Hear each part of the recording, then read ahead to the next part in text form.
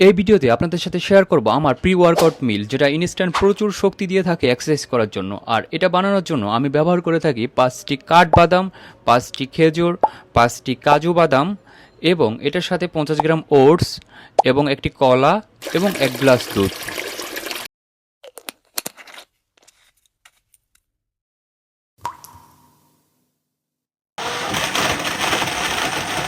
আর যাদের ওয়ার্কআউট করার সময় শরীর দুর্বল লাগে তারা কিন্তু এটা নিয়মিত খেতে পারেন, এখান থেকে প্রচুর পরিমাণ শক্তি পাবেন। এই ভিডিওতে আপনাদের সাথে শেয়ার করব আমার প্রি ওয়ার্কআউট মিল, যেটা ইনস্ট্যান্ট প্রচুর শক্তি দিয়ে থাকে এক্সারসাইজ করার জন্য। আর এটা বানানোর জন্য আমি ব্যবহার করে থাকি 5টি কাঠবাদাম, 5টি খেজুর, 5টি কাজু বাদাম এবং এটার সাথে 50 গ্রাম ওটস এবং একটি কলা এবং 1 গ্লাস দুধ।